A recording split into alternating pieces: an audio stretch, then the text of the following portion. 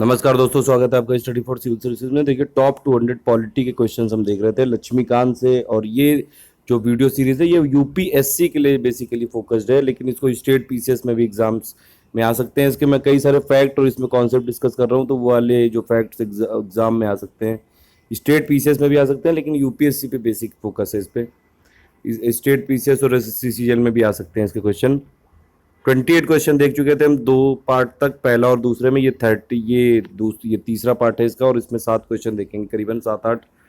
और इसमें कुछ इंपॉर्टेंट इंटरनेशनल ऑर्गेनाइजेशन से रिलेटेड कॉन्सेप्ट डिस्कस करेंगे। ये सबसे पहला क्वेश्चन है, ये क्वेश्चन है, आप इसको पढ़ लीजिए कि साउथ एशिया जो फ्री ट्रेड एग्रीमेंट है साफ्टा, वो अभी तक सक्सेसफुल क्यों नहीं हुआ है।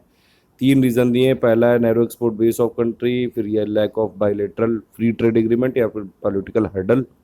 अब इसमें से आपको करेक्ट आंसर चूज करना है। 1 2 1 2 1 एंड 3 1 2 एंड 3। देखिए, इसमें पहले अगर एक एक रीजन को ले, तो पहला जो रीजन है कि narrow export base of country, वो बिल्कुल सही है, क्योंकि जितनी भी कंट्रीज हैं साफ्टा में, सब बायलेटरली डील करती हैं। जैसे कि इंडिया और श्रीलंका और पाकिस्तान श्रीलंका, इनके बीच में बायलेटरल एग्रीमेंट्स हैं। तो कॉम्प्लीमेंटरिटी नहीं करती हैं, मतलब पूरे रीजन पे फोकस नहीं होता है, अपने अपने रिलेशंस को देखती हैं बायलेटरल। तो पहला वाला सही, इसीलिए जो एक्सपोर्ट बेस है वो काफ़ी लो है। सेकंड वाला इसमें नहीं करेक्ट है, क्योंकि बायलेटरल एग्रीमेंट तो प्रेजेंट है इसमें। थर्ड वाला पॉलिटिकल हर्डल तो सभी जानते हैं, जैसे इंडिया का अगर कोई इसमें काम करना चाहता है तो पाकिस्तान अड़ंगा डाल देता है, पाकिस्तान में कुछ हुआ तो इंडिया की तरफ से। तो ये इंडिया पाकिस्तान की तरफ से ये तो चलता ही है, क्योंकि इंडिया और पाकिस्तान दो मेजर कंट्रीज हैं इसमें, और उसमें आपस में जो ये सब चीज़ें चलती रहती हैं, रिलेशंस कॉर्डियल नहीं है, तो इसी की वजह से साफ्टा अभी तक सक्सेसफुल नहीं हुआ है। तो इसमें आंसर कौन सा होगा? इसमें सेकंड वाला नहीं होगा, यानी कि 1 एंड 3 होगा, यानी कि बी आंसर होगा। नेक्स्ट क्वेश्चन है, देखिए ये काफ़ी इंपॉर्टेंट है कि ये एक है एनपीटी और एक है सीटीबीटी। एनपीटी मतलब न्यूक्लियर नॉन प्रोलिफरेशन ट्रीटी, और सीटीबीटी आप जानते ही हैं, सीटीबीटी यानी comprehensive nuclear test ban treaty. अब देखिए, इसमें ये एक क्वेश्चन दिया हुआ है कि एनपीटी और सीटीबीटी के बारे में क्या ये कुछ इंडिया के बारे में कुछ बताया हुआ है। पहला स्टेटमेंट है, India has neither signed NPT nor ratified, मतलब इंडिया ने ना साइन की है ना रेटिफाई की है। दूसरा ऑप्शन है, इंडिया ने साइन की है CTBT but yet not ratified it. अब इसमें से देखिए, अब देखिए क्वेश्चन ठीक से पढ़िए। इसमें से पूछ रहा है विच of the statement given above और फॉल्स, मतलब गलत पूछ रहा है, गलत कौन सा है। अब देखिए, इंडिया ने सीटीबीटी को साइन नहीं किया है और ना ही रेटिफाई किया है, तो सेकंड वाला ऑप्शन तो गलत हो गया। उसके बाद ये जो पहला वाला ऑप्शन है कि India is neither signed NPT nor ratified it, ये भी सही है। इंडिया ने ना एनपीटी को रेटिफाई किया है, ना साइन किया है, ना सीटीबीटी को रेटिफाई किया है, ना साइन किया है। तो इसमें पहला वाला तो करेक्ट आंसर है, लेकिन जो दूसरा वाला है वो गलत है। और इस क्वेश्चन में क्या पूछा है कि फॉल्स कौन सा है, तो इस क्वेश्चन का पर्टिकुलर आंसर क्या होगा? इस क्वेश्चन का आंसर होगा बी, 2 ओनली, क्योंकि इंडिया ने, इसमें लिखा हुआ है India has signed CTBT but yet not ratified it, मत लेकिन इंडिया ने तो ना साइन की सीटीबीटी और ना रेटिफाई की। देखिए, सीटीबीटी के बारे में कुछ जान लेते हैं इसमें। सीटीबीटी मतलब comprehensive nuclear test ban treaty. ये मल्टीलेटरल ट्रीटी है, जो कि जितने भी दुनिया में ये न्यूक्लियर एक्सप्लोजन्स होंगे, सिविलियन और मिलिट्री पर्पस, सभी को बैन करती है, सभी इन्वायरमेंट में। इसको अडॉप्ट किया था यूएन जनरल असेंबली ने 10 सितंबर 1996 को, लेकिन अभी तक ये फोर्स में नहीं आ पाया, क्योंकि 8 स्पेसिफिक स्टेट्स ने अभी तक इसको रेटिफाई नहीं किया है। और ये ट्रीटी तभी फोर्स में आ सकती है 6 महीने के अंदर, जब जो 44 स्टेट हैं जो कि एनेक्स 2 में लिस्टेड है, वो इसमें रेटिफाई कर दें। अब देखिए, एनेक्स, इसमें कई सारे एनेक्स थे, तो एनेक्स 2 वाले में अगर आप देखें तो जिन्होंने ये पार्टिसिपेट किया था सीटीबीटी के नेगोशिएशंस में 1994 से 96 तक, लेकिन वो लोग के पास, उन देशों के पास न्यूक्लियर पावर रिएक्टर है या फिर रिसर्च रिएक्टर है उस टाइम पे। अगर 2016 तक देखें तो 8 जो एनेक्स 2 स्टेट हैं जिन्होंने रेटिफाई नहीं किया है इस ट्रीटी को, और इसी की वजह से सीटीबीटी ट्रीटी आज तक इम्प्लीमेंट नहीं आ पाई, हो पाई है, फोर्स में नहीं आ पाई है। पहले देखिए, चाइना, इजिप्ट, ईरान, इजराइल और यूएस ने इसको साइन किया है, लेकिन रेटिफाई नहीं किया है। दूसरी चीज़ कि इंडिया, नॉर्थ कोरिया और पाकिस्तान ने ना इसको साइन किया है, तो रेटिफाई करने की बात ही नहीं है। तो ये 8 ऐसे स्टेट हैं, 8 ऐसी कंट्री हैं नेक्स्ट टू में, जिन्होंने इसको अभी तक रेटिफाई नहीं किया है, और 5 इसमें से इन्होंने साइन कर दिया लेकिन रेटिफाई नहीं किया है। इंडिया, नॉर्थ कोरिया और पाकिस्तान ने तो साइन भी नहीं किया है। तो ये सीटीबीटी के बारे में इंफॉर्मेशन थी। ये मतलब फाइनल ये है कि इंडिया ने ना एनपीटी साइन की ना रेटिफाई की है, और दूसरी बात, इंडिया ने ना सीटीबीटी साइन की ना रेटिफाई की है। तो दोनों ये चीज़ें आप याद रख लीजिएगा। अब इस क्वेश्चन में पहला वाला करेक्ट आंसर, पहला वाला जो स्टेटमेंट वो ट्रू है, सेकेंड वाला स्टेटमेंट ट्रू नहीं है, तो और इसमें यही पूछा है कि फॉल्स कौन सा है, तो इसमें इसका आंसर होगा बी। यूपीएससी में ऐसे आ सकते हैं क्वेश्चन, और जनरली फॉल्स और ट्रू ऐसा लिखा होता है, तो आप इसमें ध्यान दीजिएगा क्वेश्चन में कि लिखा क्या है। अगर इसमें पूछता कि which of the following are true, true कौन सा है, तो वो कौन सा है, वो पहला वाला ट्रू है, क्योंकि इंडिया ने एनपीटी साइन नहीं की ना रेटिफाई की है। लेकिन फॉल्स पूछा है तो इसमें कौन सा होगा, बी ऑप्शन होगा इसमें। तो 30वां क्वेश्चन हो गया। अब आगे चलते हैं। देखिए, ये जो 13वां अमेंडमेंट है, ये हमेशा इंडिया और श्रीलंका के बीच में विवादित रहता है। ये 13th अमेंडमेंट। अब इसमें क्या है, देखिए 3 ऑप्शन दिए हैं। या तो इस पहला है कि इस्टेब्लिशमेंट ऑफ प्रोविंशियल काउंसिल, दूसरा है taking action against the human right violators, तीसरा है creation of A second chamber in central legislature. अब इसमें से पूछ रहा है, फिर देखिए इसमें लिखा हुआ है select the false answer using the quotes below. अब फॉल्स पूछ रहा है इसमें, तो एक एक स्टेटमेंट अगर लें, तो पहला वाला जो स्टेटमेंट है, state establishment of provincial council, ये तो करेक्ट है, क्योंकि 13th अमेंडमेंट में यही बोला गया था कि, ये देखिए लिखा हुआ है 13th अमेंडमेंट जो है श्रीलंका के कॉन्स्टिट्यूशन का, वो अमेंडमेंट है श्रीलंका का, जिसमें कि प्रोविंशियल काउंसिल श्रीलंका में क्रिएट की जाएंगे, और उसके बाद इसमें जो सिन्हाला और तमिल को ऑफिशियल लैंग्वेज बना दिया जाएगा, और इंग्लिश को लिंक लैंग्वेज। और ये लोगों ने ये यहाँ पे ये भी है कि सेकेंड चैम्बर के क्रिएशन की बात की है सेंट्रल लेजिस्लेचर में, लेकिन ये जो है ये 13+ में है, 13 में नहीं है। ओरिजिनल 13th अमेंडमेंट में नहीं था ये। तो इसमें देखिए 3 स्टेटमेंट दिए हैं। पहला एस्टेब्लिशमेंट ऑफ प्रोविंशियल काउंसिल, ये बिल्कुल सही स्टेटमेंट है। दूसरा है taking action against human right violators, ये कहीं नहीं लिखा था, तो ये वाला गलत स्टेटमेंट है। तीसरा है creation of second chamber in central legislator, ये वाला 13+ में है, 13th अमेंडमेंट में नहीं है। तो पहला वाला स्टेटमेंट ट्रू है, दूसरा और तीसरा फॉल्स है। अब इसमें से चूज क्या करना है हमको, सिलेक्ट द फॉल्स आंसर। तो सेकंड और थर्ड होना चाहिए, यानी कि इसका आंसर होगा सी। 13th अमेंडमेंट आप याद रखिएगा, मतलब फाइनली कि ये किस लिए किया गया था अमेंडमेंट श्रीलंका के कॉन्स्टिट्यूशन में। इसमें प्रोविंशियल काउंसिल श्रीलंका में क्रिएट की गई है, और इसमें सिन्हाला और तमिल लैंग्वेज को ऑफिशियल लैंग्वेज और इंग्लिश को लिंक लैंग्वेज बनाया गया है। उसके बाद एक 13+ हुआ, उसमें सेकेंड चैम्बर सेंट्रल लेजिस्लेचर में क्रिएशन के बारे में बात की गई है। फिर उसके बाद क्वेश्चन है 32 कि 2+2 डायलॉग एक बायलैटरल रिलेशंस में इंडिया और जापान के बीच में क्रिएट किया गया था। उसमें 2+2 में मतलब कौन कौन सी दो दो ये डिग्नेटरीज होंगी इंडिया और जापान की तरफ से, जो इंडिया और जापान के बायलैटरल रिलेशन को आगे बढ़ाने के लिए ये मीटिंग करेंगी।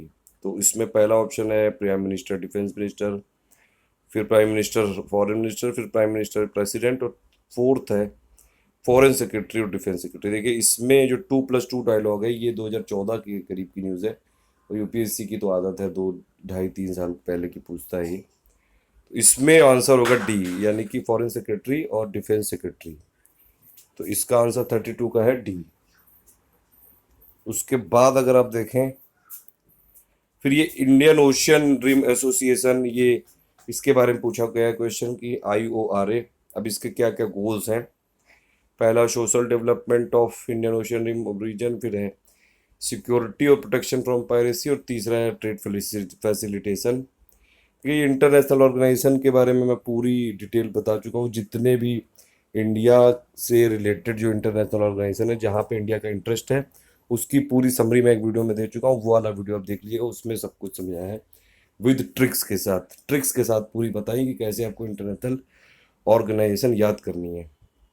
अब देखिए ऐसे क्वेश्चन में जनरली जो ऑप्शन होता है वो सभी होते हैं, क्योंकि इंडियन ओशियन ड्रीम एसोसिएशन, इसको क्या बोलते हैं, पहले इसको बोलते थे IORARC, यानी कि Indian Ocean rim initiative and Indian Ocean rim association for regional corporation. अब ये इंटरनेशनल ऑर्गेनाइजेशन है जो कि इंडियन ओशियन के सराउंडिंग में जितने भी कोस्टल स्टेट है सभी को इंक्लूड करता है, और जितनी भी चीज़ें इसमें जो लिखी हैं सभी इसकी प्रायोरिटी हैं, जैसे कि मैरीटाइम सिक्योरिटी भी प्रायोरिटी है, सोशल डेवलपमेंट भी प्रायोरिटी है। जब ट्रेड जब बढ़ेगा तो उसके वजह से जॉब्स भी क्रिएट होंगी, सिक्योरिटी भी प्रायोरिटी है, प्रोटेक्शन जो पायरेसी होती है उसके लिए वो भी प्रायोरिटी है। तो सभी इसका आंसर होगा, इसका आंसर करेक्ट होगा डी, यानी कि 1 2 3। और ये इंडियन ओशियन आर ए यानी IORA, और इसको पहले बोलते थे IORARC। और सभी इसकी प्रायोरिटी है, मैरीटाइम सेफ्टी, सिक्योरिटी, ट्रेड का facilitation, sustained growth, balance development और कॉमन ग्राउंड, जिससे कि रीजनल इकोनॉमिक कॉपरेशन हो सके, और उसके अलावा जॉब क्रिएशन, पॉवर्टी एलिवेशन। ये मतलब नॉर्मल सी फैंसी चीज़ें, ये हर ज़्यादातर जितने भी इकोनॉमिक जो ऑर्गेनाइजेशंस बनाए जाते हैं उनकी सबकी होती है ये। फिर नेक्स्ट क्वेश्चन है इसमें, देखिए इंडस वाटर ट्रीटी हमेशा न्यूज़ में रहती है, और उसमें फिर ये पूछा गया कि इंडिया को एक्सक्लूसिव राइट किस किस रिवर पे है, और इसमें रिवर के नाम दिए हुए हैं। देखिए अगर आप इंडस की जितनी भी ट्रिब्यूटरीज हैं नॉर्थ से लेके साउथ तक देखेंगे तो सबसे पहले आती है इंडस, फिर आती है झेलम, फिर आती है चेनाब, फिर आती है राबी, फिर आती है बियास, और फिर आती है सतलुज। नॉर्थ से लेके साउथ तक तो IJCRBS, ये है ट्रिक इंडस रिवर को नॉर्थ से लेके साउथ तक याद रखने की। अब इसमें क्या है कि IJC जो ऊपर वाली तीन है जो वेस्टर्न साइड में है उस पे राइट दिया गया है पाकिस्तान को एक्सक्लूसिव। उसके बाद IJCRBS यानी कि रावी, ब्यास और सतलुज, इस पे राइट दिया गया है इंडिया को एक्सक्लूसिव राइट। तो ये आप याद रखिएगा, नॉर्थ से लेके साउथ तक IJCRBS, IJC यानी इंडस झेलम चेनाब, ये वेस्टर्न साइड में पाकिस्तान के राइट से है ये। और फिर RBS यानी कि राबी, ब्यास, सतलुज, ये ईस्ट साइड में है, और इस पे इंडिया को राइट दिया गया है इंडस वाटर ट्रीटी में। ये याद रखने का सबसे बढ़िया तरीका है। अगर आपको नॉर्थ से लेके साउथ तक पता है इंडस की, आप मैप में देख लीजिएगा जाके, नॉर्थ से साउथ तक IJCRBS यानी कि इंडस, झेलम, चेनाब, रबी, बियास और सतलुज। ऊपर वाली तीन पाकिस्तान को, नीचे वाली तीन इंडिया को। तब नीचे वाली तीन यानी कि RBS यानी कि राबी, ब्यास, सतलुज, यानी कि इसका आंसर होगा 2 3 5, सी आंसर होगा इसका। और इस पे जो इंडिया को एक्सक्लूसिव राइट दिया गया है ये ईस्टर्न रिवर्स पे दिया गया है, और उस पे इंडिया कर सकता है पूरा, पाकिस्तान को वेस्टर्न पे, वो मैंने बता दिया अब आपको। फिर ये एक और है कि कालाधन ट्रांसपोर्ट प्रोजेक्ट बहुत ज़्यादा ज़रूरी है इंडिया और म्यांमार के लिए, और प्लस इंडिया में नॉर्थ ईस्ट रीजन को डेवलप करने के लिए। अब उसमें देखिए कौन कौन से मोड्स आएंगे ट्रांसपोर्ट के, वो पूछा है। रोड है, रेल है, शिपिंग है, और इनलैंड वाटर ट्रांसपोर्ट है। अब इसमें आपको करेक्ट आंसर बताना है, इसमें फॉल्स नहीं है, इसमें करेक्ट बताना है। तो इसमें अगर आप देखें रोड भी इन्वॉल्व है, रेलवे तो नहीं है इसमें, तो टू वाला नहीं होगा। शिपिंग भी इन्वॉल्व है इसमें, और ये जो इनलैंड वाटर ट्रांसपोर्ट है ये भी इन्वॉल्व है। तो ये एलिमिनेट हो सकता है डायरेक्टली, यानी कि टू नहीं होगा। तो इसमें बाकी सब में टू है, बी में टू नहीं है, इसका आंसर होगा बी। अब देखिए काला दान multi modal transit transport project जो है एक प्रोजेक्ट है, और ये ईस्टर्न जो सी पोर्ट है कलकत्ता इंडिया का, उसको म्यांमार के सितवे पोर्ट से करेगा ज्वाइन पहले सबसे, और थ्रू उसकी रूट क्या होगी, वो सी होगी। सी से कनेक्ट करेगा कोलकाता पोर्ट से सितवे पोर्ट, उसके बाद सितवे सी पोर्ट से लेके वो जाएगा लाशियो तक म्यांमार में कालादान रिवर के थ्रू, वो बोट रूट होगी। उसके बाद लाशियो से लेके मिजोरम इंडिया तक पहुंच जाएगा रोड ट्रांसपोर्ट के थ्रू। तो रोड भी हो गया, इंडियन वाटर ट्रांसपोर्ट भी हो गया लाशियो से लेके ये म्यांमार, ये लाशियो से लेके मिजोरम, सितवे से लेके लाशियो तक जो हो गया वो हो गया इंडियन वाटर ट्रांसपोर्ट, और कोलकाता से लेके सितवे तक हो गया शिप वाली रूट। तो शिप भी है इसमें, रोड भी हैं, और इनलैंड वाटर ट्रांसपोर्ट भी है, लेकिन रेलवे नहीं है इसमें। कालाधन multi modal transport project, multi modal यही कि कई सारे मोड्स हैं इसमें। नॉर्थ ईस्ट के डेवलपमेंट के लिए बहुत ज़रूरी है ये, और नॉर्थ ईस्ट प्लस इंडिया और आसियान को जोड़ने के लिए जितनी भी आसियान में कंट्रीज़ हैं, जो association of south east Asian Nations, उसके लिए भी काफ़ी ज़रूरी है। और नॉर्थ ईस्ट के डेवलपमेंट के लिए भी, नॉर्थ ईस्ट में जॉब क्रिएशन के लिए भी, नॉर्थ ईस्ट में रोड इंफ्रास्ट्रक्चर डेवलप के लिए भी, इन सब चीज़ों के लिए काला धन काफ़ी ज़रूरी है। इसका आंसर क्या होगा, इसका आंसर होगा 1 3 4 यानी कि बी। एलिमिनेट कर सकते हैं आप इसमें डायरेक्टली। फिर ये है क्वेश्चन लास्ट, जो वासेनार एग्रीमेंट था वो किस चीज़ के लिए था। अब to bring transparency in export of, इन चारों में से कौन कौन से, कन्वेंशनल आर्म, या फिर डुअल यूज गुड, या फिर small arms and light weapons, और मिलिट्री एयरक्राफ्ट। देखिए 4 टाइप के जो एक्सपोर्ट रिजीम है, एक है एनएसजी न्यूक्लियर सप्लायर ग्रुप, वो न्यूक्लियर जितने भी मटेरियल और उससे रिलेटेड टेक्नोलॉजी को कंट्रोल करता है। फिर है एक ऑस्ट्रेलिया है, वो किसको करता है, केमिकल और बायोलॉजिकल के लिए है वो। फिर एक एमटी है ये। फिर है वेसेनार, और ये किसको करता है, ये आर्म्स को करता है पूरा। और फिर है एक एमटीसीआर, और वो किसको करता है कि जो अनमैन्ड डिलीवरी सिस्टम्स होते हैं, वेपन्स ऑफ मास डिस्ट्रक्शन होते हैं, उनको करता है कंट्रोल। तो 4 ये एक्सपोर्ट रिजीम आपको याद रखने हैं। एमटीसीआर किसके लिए, मिसाइल के लिए, और मैं वेपन ऑफ मास डिस्ट्रक्शन के लिए। ऑस्ट्रेलिया केमिकल और बायोलॉजिकल के लिए। वासेनार किसके लिए है,